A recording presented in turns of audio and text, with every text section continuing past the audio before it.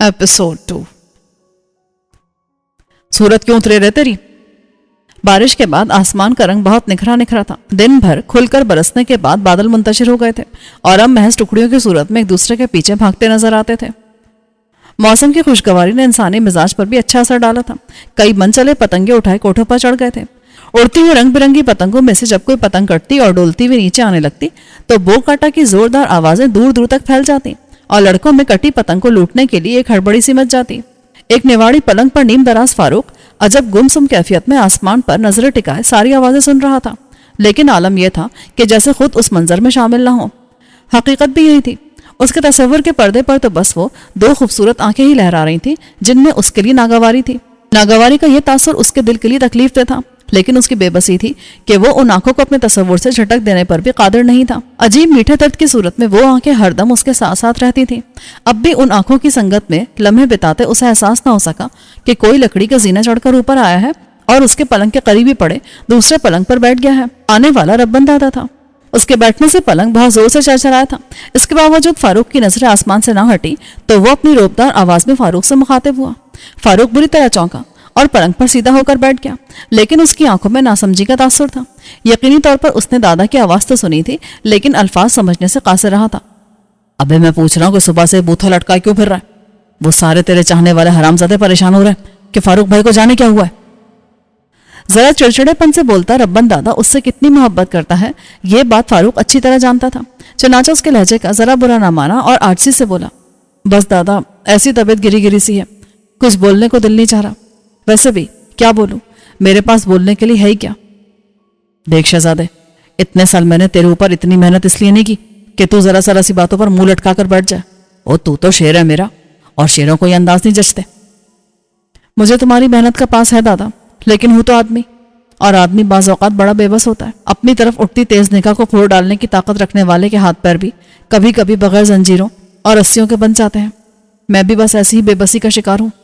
उसने सर ऊपर उठाया और ना रब्बन दादा से आंख मिलाई, सर झुकाए धीमी आवाज में बस बोलता ही चला गया। उसके अल्फाज और लहजे ने मजबूत आसाब के दादा के दिल पर एक घूसा सा रसीद किया। वो तड़प कर अपने पलंग से उठकर उसके करीब जा बैठा और फिर बाजू फैलाकर उसे खुद से लगा लिया। मैं तेरे दिल का हाल अच्छी तरह जानता हूँ, लेकिन सोचता हूँ कि तुझे ये बात कैसे समझाऊं कि इश्क मोहब्बत के खेल हम जैसों के लिए नहीं है। हम तो बस चाकू खंजर बल्लम और लाठी से खेलने के लिए पैदा हुए हैं। हमारा चाकू कभी अगले की सांसें छीन लेता है तो कभी जिंदगी में वो लम्हा आ जाता है जब हम खुद किसी के चाकू की जिद पर आकर हमेशा हमेशा के लिए मिट जाते हैं। अब तू ही बता कि हम जैसों की बेभरोसा जिंदगी में साथ निभाने के लिए कौन औरत आना चाहेगी?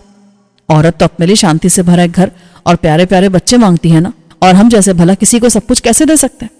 तूने अपने उन साथियों को भी देखा है ना जिनके घर बसे हुए हैं, कैसी मुसीबत में मुब्तला नजर आते हैं। वो एक तरफ अपने बीवी बच्चों के लिए परेशान रहते हैं साले, तो दूसरी तरफ सुख के लिए घर में लाई जाने वाली जनानियां जीना हराम करके रखती हैं।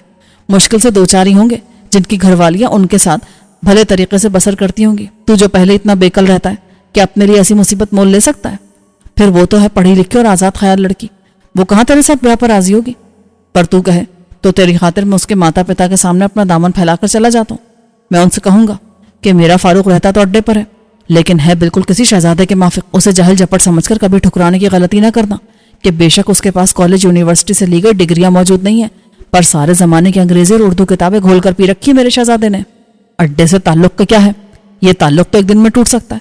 हम तुम्हारी लौंडिया को ब्याह कर लाने से पहले उसके लिए अलग घर लेकर सजा सवार देंगे, और जब वो उस घर में आकर बस जाएगी तो ना अड्डे का कोई आदमी वहां कदम रखेगा और ना हमारा फारूक पलटकर हमारी तरफ आने की गलती करेगा। हमें तो हमारा शहजादा इतना प्यारा है कि हम दूर बैठे भी उसकी खुशियों का सोचकर खुश होते रहेंगे और अपने गुनाहगार लबों से रब को अपनी गिनती की चंद नेकियों का वास्ता देकर उसके और उसके बीवी बच्चों के लिए खुशियों की दुआएं मांगते रहेंगे। मेरी इस मिन्नत और अर्जी पर भी अगर वो लोग हाँ ना करें तो फिर तू मुझे बताना, तेरी खातिर मैं अपने उसूलों से भी हट जाऊंगा। सारी दुनिया जानती है कि रब्बन ने इज्जतदार घरों की औरतों को तो दूर की बात कभी कोठे वालियों को भी जबरदस्ती मजबूर नहीं किया, पर तेरी खातिर अपन ये भी कर सकता है। तेरे लिए अपन उस लौंडिया को यहाँ ले आएगा और उससे तेरा निकाह पढ़ा देगा। बस तू फिर खुश रहियो। रब्बन दादा बोलने पर आ तो बोलता चला गया। पूरे दिन से बेहिस मुजस्समे की तरह इधर उधर पढ़कर वक्त गुजारता फारूक उसके अल्फाज पर दहल गया और बुरी तरह उसके साथ चिमट कर रोने लगा। बस कर दो दादा, बस कर दो, अब इतना भी मुझे मेरी नजरों में मत गिराओ। तुम और इस अड्डे पर बसने वाले दूसरे साथी मेरे लिए क्या है, ये तो मेरा ही दिल जानता है। और तुम कहते हो कि इस अड्डे से मेरा नाता हमेशा के लिए खत्म कर देने का वादा करके उसे मेरा बना दोगे, तो सुन लो کہ میں تم لوگوں کو چھوڑ کر خود اپنا بھی نہیں رہوں گا. تمہارے بغیر تو میں ادھورا ہوں, اور میرا ادھورا وجود کسی کو کیا خوشی دے سکے گا. رہی میرے لیے اپنے اصولوں کو توڑنے کی بات, تو اسے یہاں اٹھا کر لانے کی بات تم نے سوچی بھی کیسے؟ تمہارے اصول اور اس کی عزت دونوں ہی مجھے اپنی جان سے بڑھ کر پیارے ہیں. میں جو اس سے محبت کا دعوے دار ہوں, کیا اسے رسوا کرنے کی غلطی کر سکتا ہوں؟ میں نے کبھی بھولے سے بھی ایسا سوچا ہوتا تو خود کو ہلاک کر ڈالتا. پانے کے خیال سے تو میں نے اسے کبھی چاہا ہی نہیں. میرے لیے تو بس سویرے دیکھ جانے والی اس کی ایک جھلک ہی کافی ہے. اسے ایک بار دیکھ لوں تو پھر سارا دن سرشاری میں کٹتا ہے. میرا اللہ میرے دل کی حالت کا گواہ ہے. اس سے زیادہ کی تو میں نے کبھی تمنا بھی نہیں کی. وہ میرے لیے شاخ پر کھلا ایسا پھول ہے جسے شاخ پر لہلہاتا دیکھ کر ہی میرا دل خوش ہو جاتا ہے, اور میں اپنی اوقات سے بڑھ کر کبھی اسے شاخ سے توڑ کر اپنے کالر میں سجانے کا سوچتا بھی نہیں. جب تو ایسا سوچتا ہے تو پھر اداس کائے کو ہوتا ہے؟ تجھے نہیں معلوم کہ تیری مسکراہٹ سے یہاں سب کے دل بند ہیں. تو مسکرانا چھوڑتا ہے نا تو وہ سارے سالے بھی اجڑ کر رہ جاتے ہیں. باخدا میں ایسا جان کر نہیں کرتا, پر کیا کروں, کبھی کبھی بے اختیار ہو جاتا ہوں. لاکھ بے طلب صحیح, لیکن سینے میں اتنا بڑا دل نہیں رکھتا کہ اس کی ناگوار نگاہ سہ کر بھی مسکراتا رہوں. وہ اپنی آنکھوں میں نفرت اور حقارت لیے مجھے دیکھتی ہے تو میں پاتال میں دھس جاتا ہوں. ایسی حقارت تو میں نے کبھی کسی خاکروب کے لیے بھی اس کی آنکھوں میں نہیں دیکھی. ادنا سے ادنا آدمی کو بھی میں نے اسے عزت دیتے دیکھا ہے, لیکن میں تو اس کے نزدیک جیسے آدمی ہی نہیں ہوں. وہ اتنی نفرت کیوں کرتی ہے مجھ سے دادا؟ ربن نے پل بھر کے لیے اپنی آنکھیں اذیت سے بھینچ لیں, پھر سنبھل کر بولا, دیکھ فاروق, اس بات کو اچھی طرح سمجھ لے کہ عزت دار لوگ ہم اڈے والوں کو سچ مچ آدمی نہیں سمجھتے. ان کے نزدیک ہم گلی میں پھرتے آوارہ کتے ہیں جنہیں وہ یا تو نظر انداز کریں گے یا پتھر مار کر بھگا دیں گے, لیکن اپنے قریب کبھی نہیں آنے دیں گے. اب تو اچھی طرح سوچ سمجھ کر یہ فیصلہ کر لے کہ تجھے ہمارا ساتھ چاہیے یا ان لوگوں سے عزت, کیونکہ یہ دونوں چیزیں ساتھ ساتھ نہیں مل سکتی. تجھے ایک کی قربانی تو دینا ہی ہوگی. اپن تجھ سے پھر بولتا ہے کہ تو اپنا ساتھ چھوڑ کر الگ دنیا بسا لے. ماں قسم اپن دل میں ذرا بھی میل نہیں لائے گا. تیرا اپنا بندھن اتنا کچا نہیں کہ تیرے ساتھ چھوڑ جانے سے دلوں میں فرق آ جائے گا. اپن تیری مجبوری کو بڑی خوشی سے سہنے کا حوصلہ رکھتا ہے. پھر وہی بات دادا, ایسا بول کر کیوں مجھے میری نظروں میں رسوا کرتے ہو؟ جب ایک بار کہہ دیا کہ تم سے جدائی کسی صورت میں گوارا نہیں, تو یہ بار بار کی تکرار کیسی؟ کہو تو سیدھے میں چاقو اتار کر یہیں اپنی جان دے دوں. پھر تم اڈے کے صحن میں میری لاش دفنا دینا, اور یقین کر لینا کہ فاروق نے کبھی تم کو چھوڑ کر جانے کا سوچا بھی نہیں تھا. ایسا مت بول رہے, اپنے سینے میں جو پتھر کا مافق دل ہے نا, وہ بھی ایسی بات سن کر تڑپنے لگتا ہے. دونوں کی آنکھوں سے تواتر سے آنسو بہنے لگے. کچھ دیر کے بعد یہ چڑھا سمندر اترا تو پہلے دادا نے خود کو سنبھالا. چل اب نیچے چل, وہ سالے تیرے بغیر رات کا کھانا نہ کھانے کا عہد کیے بیٹھے. سچو تو رونے والا ہو رہا ہے کہ تو نے اس کے بنائے ہوئے ساون کے پکوان چکھے تک نہیں. چل میرے ساتھ. جب ان کا ساتھ چھوڑنے کا حوصلہ نہیں ہے تو ان کا دل بھی نہ توڑا کر. ایسے محبت کرنے والے بھی کسی قسمت والے کو ہی ملتے ہیں. دادا نے پہلے اس کے آنسو پوچھے, پھر اس کی کمر میں ہاتھ ڈال کر اسے نیچے کی طرف لے جانے لگا. رونے کے بعد فاروق کا دل بھی برسات کے بعد والے آسمان کی طرح ہی کھل کر نکھر گیا تھا. چنانچہ وہ ہونٹوں پر دھیمی مسکراہٹ لیے دادا کے ساتھ سیڑھیاں نیچے اترا تھا. اس کے چہرے کو سیڑھیوں پر طلوع ہوتا دیکھ کر نیچے کی خاموش فضا میں ہلچل سی مچ گئی. آیا وہی آیا, اپنا باقا شہزادہ آیا. کسی ایک نے اسے دیکھ کر ہانک لگائی تو باقی بھی سب اپنی اپنی بولیاں بولنے لگے. پل بھر میں بڑا سا ہال نما کمرہ اتنی آوازوں سے بھر گیا کہ کان پڑی آواز سننی مشکل ہو گئی. آخر کو ربن دادا کو دخل اندازی کرنا پڑی. یہ کیا نوٹنکی لگا رکھی ہے حرامزادو, اتنا شور مچاؤ گے تو شہزادہ گلفام گھبرا کر بھاگ جائے گا, پھر بیٹھ کر روتے رہیو. اس کی دھار سے مشابہ گونجیلی آواز نے سب کے ہونٹوں پر تالے لگا دیے, اور جو جہاں جس حالت میں تھا وہیں ساکت ہو گیا. کمو جو اس کی صورت دیکھ کر خوشی سے باقاعدہ ٹھمکے لگا رہا تھا, اس حالت میں ساکت ہو گیا کہ اس کے کولے پیچھے کی سر آگے کو جھکا ہوا تھا, جبکہ دونوں ہاتھ فضا میں بلند تھے. اس کی اس حیت کو دیکھ کر فاروق کے ہونٹوں پر مسکراہٹ آ گئی. بھگوان بری نظر سے بچایا اپنے راجکمار کو. ماں قسم ہنستا ہے نا تو لگتا ہے چاند بدلی سے نکل آیا. رامو جو اوروں کی نسبت دادا سے زیادہ قریب تھا اور اس کے سامنے حد میں رہتے ہوئے بولنے کی جرات کر لیتا تھا, اپنی جگہ سے حرکت میں آیا اور جیب سے ایک نوٹوں کی گڈی نکال کر اسے وارنے والے انداز میں فاروق کے گرد گھمانے کے بعد قریب کھڑے گولو کے ہاتھ میں تھما دی. یہ لے, اپنے راجکمار کی مسکان کا صدقہ دے دینا. ابھی دیے دیتا ہوں, گولو سرشاری سے بولا اور اپنی جگہ سے حرکت کر کے پہلے فاروق کے قریب پہنچا.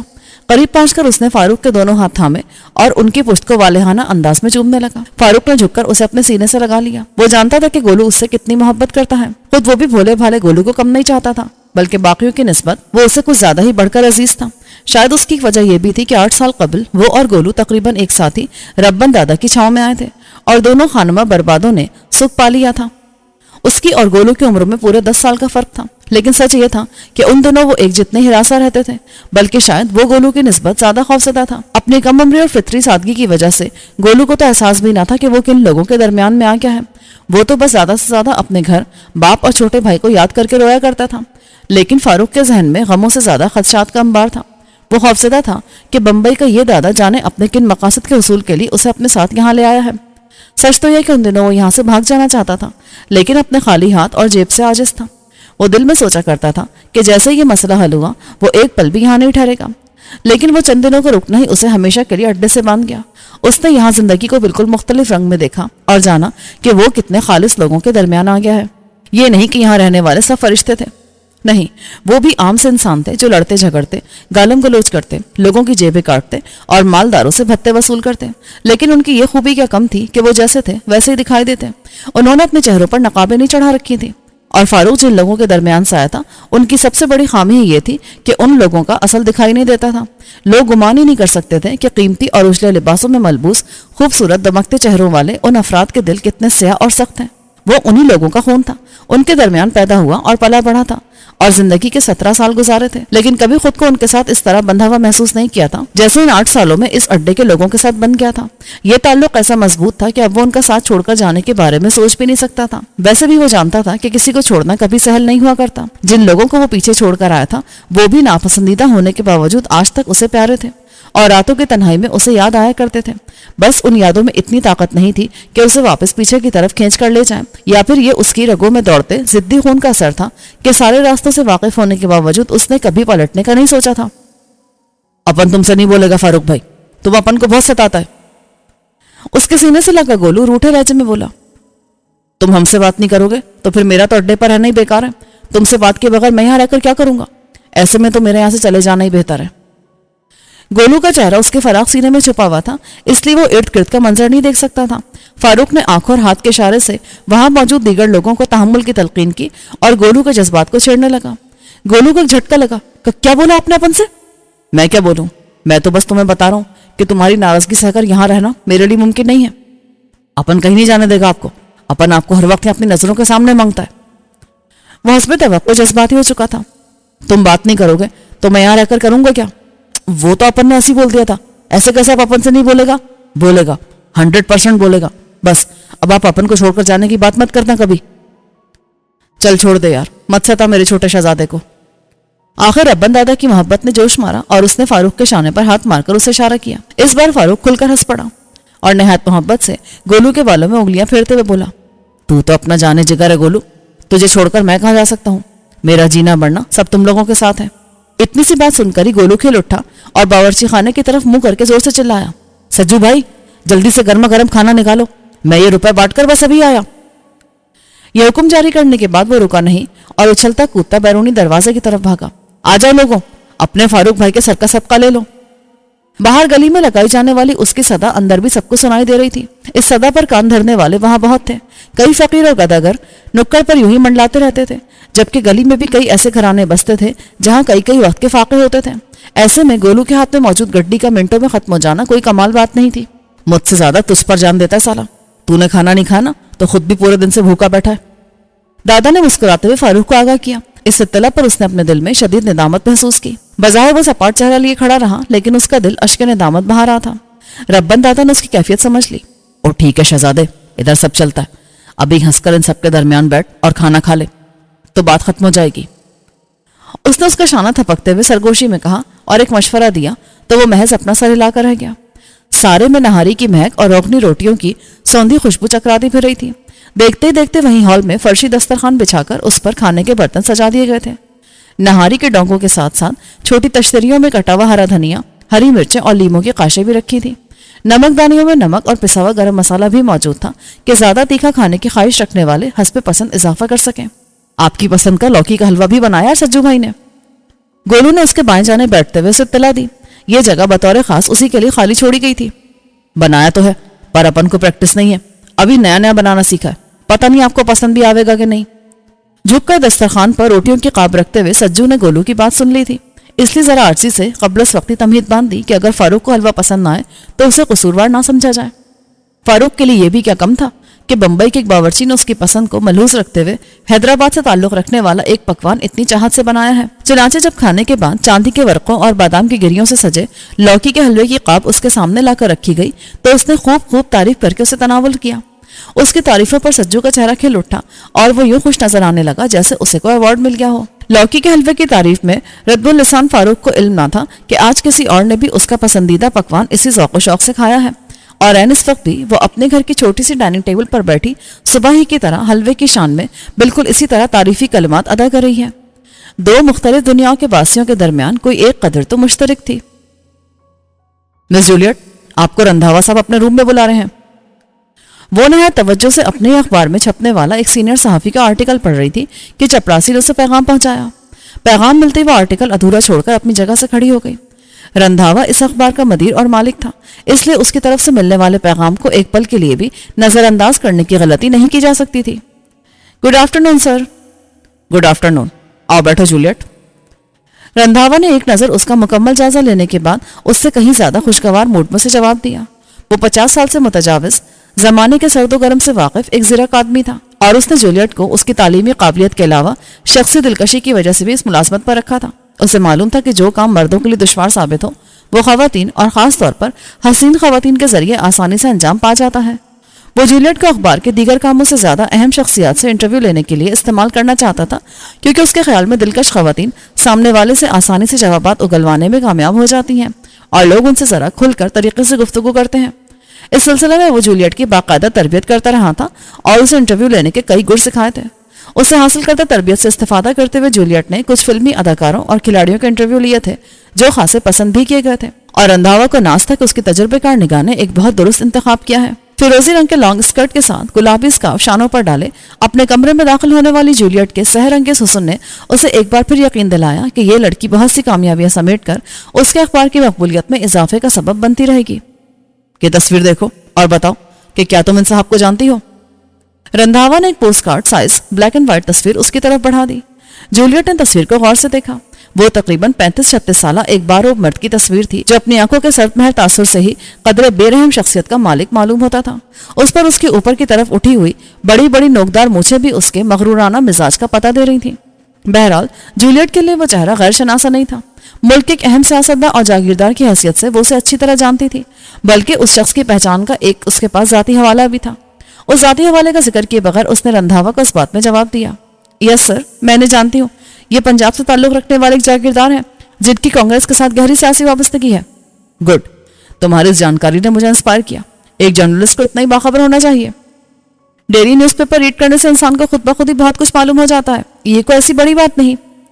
یس، یو آر رائٹ، لیکن مجھ سے یہ بھی پوچھو کہ میں نے تمہیں یہ فوٹو کیوں دکھایا ہے؟ سامنے کی بات ہے سر، آپ اپنے پیپر کے لیے مسٹر دلدار آغا کا انٹرویو لینا چاہتے ہوں گے، لیکن آئی تھنک یہ خاصا مشکل ہو جائے گا۔ ہم میں سے کسی کو یہاں سے پنجاب جانا پڑے گا، وہاں جا کر انٹرویو کا ٹائم طے کرنے اور انٹرویو لینے میں خاصا ٹائم لگے گا۔ اس نے بے نیازی سے شانے اسکا کر رندھاوا کی بات کا جواب دینے کے ساتھ ساتھ سامنے نظر آتے مسئلے کا بھی ذکر کیا۔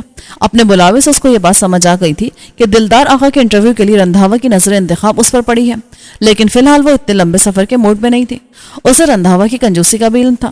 اگر وہ اسے پنجاب بھیجنے کا فیصلہ کرتا تو دفتر کی طرف سے زیادہ اسے سیکنڈ کلاس میں سفر کی سہولت ہی مہیا کی جاتی، اور یہ بھی وہ زیادہ سے زیادہ کے بارے میں سوچ رہی تھی، ورنہ رندھاوا کا کوئی بھروسہ نہ تھا کہ وہ اسے تھرڈ کلاس سے ہی روانہ کر دیتا۔ گرمی کے اس موسم میں تھرڈ کلاس میں سفر کرنے کا تصور ہی خاصا روح فرسا تھا، چنانچہ اس نے اپنے طور پر پیش بندی شروع کر دی تھی۔ یہ پرابلم نہیں ہوگی پریٹی گرل، کیونکہ دلدار آغا کانگریس کی ایک میٹنگ میں شرکت کے لیے اپنی بیوی کے ساتھ آج کل بمبئی آیا ہوا ہے۔ بمبئی میں اس کا سسرال ہے اور آج کل وہ اپنے سسرال میں ٹھہرا ہوا ہے۔ بس تمہیں کسی طرح سے اپروچ کر کے ہمارے نیوز پیپر کے لیے انٹرویو دینے پر اگری کرنا ہوگا۔ آج کل ملک میں جو سیاسی حالات چل رہے ہیں اس کے حساب سے ہمارے نیوز پیپر کے لیے آغا کا انٹرویو بہت اچھا ثابت ہوگا۔ کچھ سرکلز میں ہمارے نیوز پیپر کے لیے پروپیگنڈا کیا جا رہا ہے کہ ہمارا پیپر صرف ہندوؤں کو سپورٹ کرتا ہے اور ہمارے ہاں جانبداری سے کام لیا جاتا ہے، اس لیے چاہے ہمارے کالمز ہوں یا انٹرویوز، سب میں ہندو جاتی کے لوگ ہی نمایاں نظر آتے ہیں۔ آغا کا انٹرویو چھپنے سے تاثر کو غلط ثابت کرنے میں بھی خاصی مدد ملے گی۔ لیکن سر، آغا صاحب کا تعلق کانگریس سے ہے اور کانگریس ہندوؤں کو لیڈ کرتی ہے، اس لیے آپ کا تاثر تو وہی کا وہی رہے گا۔ ہو نو بیبی، اس انٹرویو کے ذریعے سب سے پہلے تو یہ تاثر ہی ختم کرنا ہوگا۔ یاد رکھو کہ کانگریس صرف ہندوؤں کی سیاسی پارٹی نہیں ہے، اس میں مسلمان بھی شامل ہیں اور کانگریس کے لیڈرز ان کا پورا خیال رکھتے ہیں۔ اگر ایسا نہ ہوتا تو دلدار آقا جیسا بڑا مسلمان جاگیردار کانگریس کا حصہ کیوں بنتا؟ اپنے انٹرویو میں تمہیں اسی اینگل سے سوالات کرنا ہوں گے کہ لوگوں پر ثابت ہو جائے کہ ہندوستان میں مسلمانوں کے ساتھ کوئی امتیازی سلوک نہیں کیا جا رہا، اور ہندو یہاں کی سب سے بڑی قوم ہونے کے باوجود مسلمانوں کو اپنے ساتھ لے کر چلنا چاہتے ہیں۔ رندھاوا نے آہستہ آہستہ اس پر انٹرویو کے دیگر مقاصد بھی واضح کرنے شروع کر دیے اور کافی دیر تک اس حوالے سے اسے بریف کرتا رہا۔ جولیٹ نہ ہندو تھی اور نہ ہی مسلمان، اس لیے اس نے ملک میں جاری اس سیاسی چپقلش میں کبھی بہت زیادہ دلچسپی نہیں لی تھی۔ وہ دونوں طرف کے لوگوں میں سے کسی ایک کو درست یا غلط سمجھنے کی پوزیشن میں بھی نہیں تھی۔ فی الحال تو وہ اپنی پیشہ ورانہ ذمہ داریاں نبھاتے ہوئے پوری توجہ سے رندھاوا کی ہدایات سن رہی تھی اور خاص نکات کو ایک نوٹ پیڈ پر لکھتی بھی جا رہی تھی۔ جہاں تک مجھے انفارمیشن ملی ہے، دلدار آقا صرف ایک ہفتہ بمبئی میں اور ٹھہرا ہوا ہے، اس لیے تمہیں اسے انٹرویو کا ٹائم لینے میں بہت پھرتی دکھانی ہوگی۔ میں اس کام کے لیے اپنے کانٹیکٹس بھی استعمال کر سکتا ہوں، لیکن پہلے تمہاری صلاحیتوں کو آزمانا چاہوں گا۔ تمام ہدایات جاری کر چکنے کے بعد رندھاوا نے اس پر ایک اور ذمہ داری ڈال دی۔ I will try my best sir, Juliet نے اعتماد سے کہا، اور جب تقریباً وہ 1 گھنٹہ رندھاوا کے دفتر میں گزار کر باہر نکلی تو عارف کو اپنا منتظر پایا۔ اتنی لمبی پیشی کس سلسلے میں تھی؟ ایڈیٹر صاحب کو مسٹر دلدار آقا کا انٹرویو چاہیے، اور یہ انٹرویو مجھے اپنے زور بازو پر 1 ہفتے کے شارٹ نوٹس پر حاصل کرنا ہوگا۔ وہ آہستہ آہستہ عارف کو تمام تفصیلات سے آگاہ کرتی چلی گئی۔ تو پرابلم کیا ہے یار؟ یہ مسٹر دلدار آقا وہی ہے نا جن سے اپنی کلاس فیلو ثنا موتی والا کی پچھلے سال شادی ہوئی تھی؟ ثنا سے تو تمہاری خاصی فرینڈ شپ تھی۔ اگر آقا سسرال میں اپنی بیوی کے ساتھ ہی ٹھہرا ہوا ہے تو مشکل کیا ہے؟ تمہارے پاس ثنا کا فون نمبر تو ہو گئی، یہی دفتر کے فون سے اسے کانٹیکٹ کرو اور باتوں باتوں میں اسے شوہر سمیت انٹرویو کے لیے راضی کر لو۔ سنگل انٹرویو سے فیملی انٹرویو زیادہ اچھا اور منفرد رہے گا۔ ظاہر ہے اصل انٹرویو تو تم آغا سے ہی لوگی، لیکن ثنا کو شامل کر لینے سے جہاں وہ خوش ہو جائے گی وہاں لوگوں کو نیا ٹچ بھی مل جائے گا۔ کچھ عجیب سا لگے گا ایک پروفیشنل کام کے لیے ذاتی تعلقات کا استعمال کرنا۔ پھر رندھاوا صاحب کو بھی فیملی انٹرویو پر اعتراض ہو سکتا ہے۔ رندھاوا صاحب کا کوئی مسئلہ نہیں ہے، انہیں ہم مل کر قائل کر لیں گے۔ اگر وہ نہ مانے تب بھی تم بعد میں ثنا سے ان کا نام لے کر ایکسکیوز کر سکتی ہو کہ اس کے انٹرویو والا حصہ ان کی ایڈیٹنگ کی نظر ہو گیا۔ رہی پروفیشنل کام کے لیے ذاتی تعلقات استعمال کرنے والی بات، تو میری جان یہ فیلڈ ہی ایسی ہے، یہاں ہر طرح کے کانٹیکٹس کو استعمال کرنا پڑتا ہے۔ اگر تم ان چکروں میں پڑی نا تو کچھ نہیں کر سکو گی۔ عارف اسے خاصی دیر تک سمجھاتا رہا اور آخر کار قائل کر کے چھوڑا کہ اس اہم انٹرویو کے لیے وہ ثنا کی دوستی کو استعمال کرے گی۔ اوکے، میں تمہاری بات سمجھ گئی، پر فرض کرو اگر ثنا نے مجھے پہچاننے سے انکار ہی کر دیا تو کیا ہوگا؟ کیونکہ یہ بات تو تم بھی اچھی طرح سمجھتے ہو کہ بے شک وہ فرینڈ تو میری تھی، لیکن تم میں زیادہ انٹرسٹ لیتی تھی، بلکہ جہاں تک میں سمجھتی تھی اس نے مجھ سے بھی تمہاری خاطر فرینڈ شپ کی تھی، ورنہ وہ اپنی کلاس سے ہٹ کر دوستی کرنے والوں میں سے تھی نہیں۔ اپنی پرسنالٹی ہے اتنے کمال کی۔ اچھا اب زیادہ اتراؤ مت، اور یہ بتاؤ اگر ثنا نے مجھے پہچاننے سے انکار کر دیا تو پھر میں کیا کروں؟ نہیں کرے گی انکار، اگر کرے تو تم میرا حوالہ دے کر دیکھ لینا۔ مذاق کی بات الگ ہے، لیکن تمہارا یہ اندازہ واقعی درست ہے کہ وہ مجھ میں انٹرسٹڈ تھی، اور مجھے پورا یقین ہے کہ وہ میرے حوالے کو رد نہیں کر سکے گی۔ ویسے ایک بات ہے عارف، کبھی کبھی میں سوچتی ہوں کہ تمہیں اتنا لائک کرنے کے باوجود ثنا نے کبھی کھل کر تم سے اپنی پسند کا اظہار کیوں نہیں کیا؟ وہ جس کلاس سے بلانگ کرتی ہے وہاں تو عورتیں بہت ماڈرن ہوتی ہیں اور اس طرح کے اظہار کرتے ہوئے ہیسیٹیٹ نہیں ہوتی۔ میرے خیال میں اس کے کئی اسباب تھے۔ سب سے پہلے تو تم یہ یاد رکھو کہ وہ ایک کامیاب کاروباری فیملی سے تعلق رکھتی تھی، اور پروفٹ اینڈ لاس کا حساب کتاب رکھنا ایسے لوگوں کی گھٹی میں شامل ہوتا ہے۔ وہ اپنے دل کے ہاتھوں مجبور ہو کر میری طرف مائل تو تھی، لیکن یقیناً اس نے سارا حساب کتاب لگایا ہوگا۔ اس نے ایک بار باتوں باتوں میں مجھ سے میرا پورا فیملی بیک گراؤنڈ معلوم کیا تھا۔ میرے جوابات سے اسے اندازہ ہو گیا ہوگا کہ میں کسی بھی اعتبار سے اسے خوش رکھنے کا متحمل نہیں ہو سکتا۔ اس کے پاس دوسرا راستہ یہ تھا کہ کسی طرح مجھے اپنی کلاس میں شامل کر لیتی، مگر ظاہر ہے یہ بھی اتنا آسان نہیں ہوتا۔ اسے فیملی کی طرف سے مخالفت کا سامنا کرنا پڑتا۔ ہو سکتا اس کی ضد کو ماننے کے بجائے اسے ہی دولت و جائیداد سے محروم کر دیا جاتا۔ پھر اس کے راستے میں ایک رکاوٹ تم بھی تھی۔ وہ جانتی تھی کہ ہم دونوں ایک دوسرے سے محبت کرتے ہیں، اور میں تمہیں چھوڑ کر اس کی طرف راغب نہیں ہو سکتا۔ اگر فرض کرو دولت کا لالچ دے کر وہ مجھے راضی کر بھی لیتی تو ساری زندگی اس وہم میں مبتلا رہتی کہ میرے دل پر تمہارا قبضہ ہے۔ خاصی معاملہ فہم لڑکی تھی وہ، اسی لیے جب اس کے لیے آغا کا پروپوزل آیا ہوگا تو اس نے ہر لحاظ سے سوچ بچار کی ہوگی، اور آخرکار اس نتیجے پر پہنچی ہوگی کہ قلاش آدمی کے پیچھے وقت برباد کرنے سے بہتر ہے کہ ایک مضبوط پوزیشن والے بندے کا ہاتھ تھام لیا جائے۔ اس رشتے کو قبول کرنے پر اس کی اپنی فیملی کی طرف سے بھی دباؤ ڈالا گیا ہوگا۔ جب ہی ثنا موتی والا صاحبہ نے پڑھائی اور عشق دونوں کو ادھورا چھوڑا اور خاموشی سے شادی کر لی۔ یو آر رائٹ، لیکن کبھی کبھی میرا دل اس بیچاری کے لیے دکھی ہو جاتا ہے۔ محبت کے معاملے میں کمپرومائز کرنا اتنا آسان نہیں ہوتا۔ ایسا کرتے ہوئے اس بیچاری نے نہ جانے کتنی تکلیف اٹھائی ہوگی۔ اگر تمہیں اس سے اتنی ہمدردی ہو رہی ہے تو ملاقات کے وقت اس موضوع پر بھی بات کر لینا، میرا کوئی مسئلہ نہیں۔ میرے مذہب میں مرد کو 4 بیویاں رکھنے کی اجازت ہے۔ تم کر دینا آفر ثنا کو کہ وہ اپنے جاگیردار شوہر سے طلاق لے لے، پھر تم دونوں سوتن بن کر بالکل بہنوں کی طرح میرے ساتھ ایک ہی گھر میں گزارا کر لو گی۔ عارف نے بہت سنجیدگی سے اسے مشورہ دیا، لیکن اس کی آنکھوں میں شرارت چمک رہی تھی۔ جولیٹ نے مصنوعی غصے سے اس کو گھورا اور پھر بیک وقت دونوں ہنس پڑے۔ ان کی ہنسی کی آواز سن کر دوسرے ساتھیوں نے سر اٹھا کر ان کی طرف دیکھا۔ عارف یوں دیکھے جانے پر تھوڑا سا خجل ہو گیا اور اسے قدرے ڈانٹنے والے انداز میں ٹوکا، اگر تم اسی طرح جم کر بیٹھی یہاں مجھ سے تبادلہ خیال کرتی رہی نا تو رندھاوا صاحب کی طرف سے ہم دونوں کو ہی ٹرمینیشن لیٹر مل جائے گا۔ اس لیے بہتر ہے کہ تم اپنی سیٹ پر جاؤ اور دلدار آغا کا انٹرویو لینے کے لیے ثنا موتی والا کو کانٹیکٹ کرنے کی کوشش کرو۔ وہ بالکل صحیح بات کہہ رہا تھا۔ چنانچہ جولیٹ نے برا مانے بغیر اپنی جگہ چھوڑی اور اس کے مشورے پر عمل کرنے کے لیے مصروف کار ہو گئی۔ شام کا وقت تھا۔ فاروق بغل میں 2-3 کتابیں دبائے پبلک لائبریری سے باہر نکل کر گھر کی طرف پیدل ہی روانہ ہو گیا۔ اس لائبریری میں وہ خاصے طویل عرصے سے آ رہا تھا، چنانچہ نگراں سمیت دیگر عملہ اس سے اچھی طرح واقف تھا، اور فاروق کو یہ سہولت حاصل تھی کہ وہ ایک ہی وقت میں لائبریری کے اصول کے خلاف ایک سے زیادہ کتابیں ایشو کروا سکتا تھا۔ وہ کتابوں کو بہت حفاظت سے رکھتا تھا اور مقررہ وقت پر لازماً واپس کر دیتا تھا، اس لیے کسی کو اس سے کوئی شکایت بھی نہیں ہوتی تھی۔ بعض اوقات کتاب کی حالت خراب ہونے پر وہ اپنے ہاتھوں سے اس کی نئی جلد بھی چڑھا دیتا تھا تو نگران مزید خوش ہو جاتا تھا۔ اس وقت بھی اس کے ہاتھ میں موجود 3 کتابوں میں سے ایک کی حالت خاصی خستہ ہو رہی تھی اور یہ طے تھا کہ مطالعے سے قبل وہ اس کی حالت سدھار دے گا۔ جلد سازی کا سامان اس کی الماری میں ہمہ وقت موجود رہتا ہی تھا۔ کتب خانے سے پیدل گھر کی طرف جاتے ہوئے اسے خیال آیا کہ اس کے پاس موجود رنگین جلدوں کا ذخیرہ ختم ہونے پر ہے۔ بازار سے گزرتے ہوئے اس نے انہیں خرید لینا مناسب سمجھا۔ ایک دکان سے اپنی مطلوبہ خریداری کرنے کے بعد وہ 2 قدم ہی آگے بڑھا تھا کہ ایک تانگے والے نے ہانک لگائی۔ تانگا خالی ہے، سواری لوگے بابو؟ تانگے والے کی ہانک پر اس نے اس کی طرف دیکھا۔ بڑا نحیف و نزار آدمی تھا جس کے جسم پر موجود ہلکی سی قمیص پر پستیوں کے ابھار واضح نظر آ رہے تھے۔ تانگے والے کی طرح اس کا گھوڑا بھی خاصا کمزور تھا، اگرچہ فاروق کا پیدل ہی گھر تک جانے کا ارادہ تھا، لیکن تانگے والے کی آنکھوں میں محسوس ہوتی التجا نے اسے اپنا ارادہ بدلنے پر مجبور کر دیا۔ وہ تانگے میں سوار ہو گیا۔ اور سواریاں بھی راستے سے بٹھا لوں یا آپ سالم تانگا کرو گے؟ بازار سے اڈے تک کا راستہ زیادہ نہیں تھا اور اس بات کا بہت کم امکان تھا کہ تانگے والے کو اس کے سوا کوئی دوسری سواری ملے، چنانچہ کرایہ زیادہ ہونے کے باوجود اس نے سالم تانگا لینے کا فیصلہ کیا۔ اس طرح وہ اس مدقوق سے تانگے والے کی خاموشی سے مالی اعانت کر سکتا تھا۔ روپے پیسے اس کے لیے کبھی بھی مسئلہ نہیں رہتے۔ بچپن سے وہ اس شے کو ہاتھ کے میل کی حیثیت سے دیکھتا آیا تھا اور اب تو اس کا طرز زندگی اس قدر بدل چکا تھا کہ اسے زیادہ رقم کی ضرورت محسوس ہی نہیں ہوتی تھی۔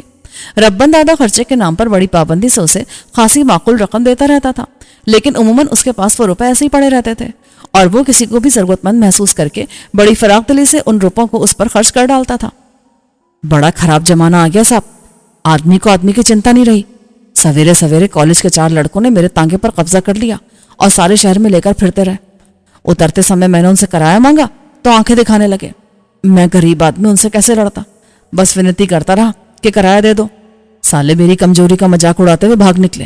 یہ میرا گھوڑا بھی میری طرح کمزور ہے، بنا دانے پانی کے شہر میں گھومتے گھومتے ادمرا ہو گیا۔